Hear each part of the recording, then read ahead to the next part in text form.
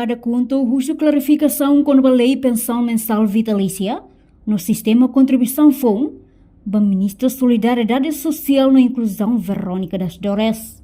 Deputado bancada contou Antônio Varrial de Souza Hatou Idane e a âmbito discussão orçamento geral Estado ring rua Ronaldo Resinen e a loron da huluk fase especialidade niang.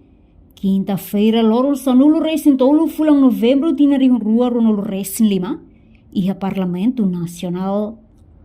Deputado ne husibo governo li husi Ministério Solidariedade Social e Inclusão atau halo klarifikasang kon lei pensão mensal vitalícia liu kuah deputado Siraniang husi % neng Casanolo. Atang haura sing mafusu asunto yakne.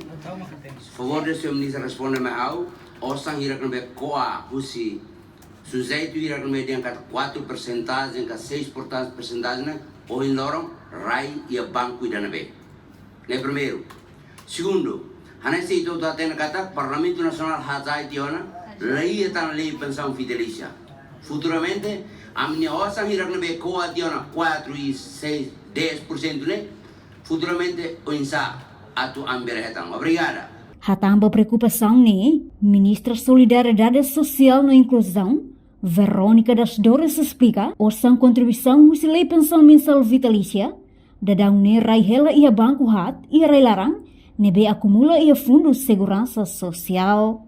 Senhor deputado Info rai nebe atu HTTV uma foco ainda na kata orçam contribuição nebe maka ototo contribui hamoto rai ia banco da nebe 14 banco da nebe banco comercial nebe maka ia itane rai rasi banco BNCTL banco BNU banco Mandiri no banco BRI e banco ay rayo ANG ANG ia rua maka ita rai ita halo investimento ia exterior ida ia Portugal banco ultramarino ia Portugal no ida ia itane banco Rasi banco BNCTL desculpa banco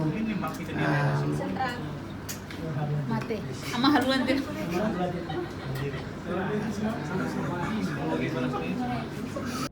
Reportagem Fifanya de Carvalho Televisão Terpos. Janela informação ba emogoto. Atua tem informação atual dia kliu. Kita haluha. Haneham botão subscribe, like. Halo comentário no fahe tutang ba media sosial hotu.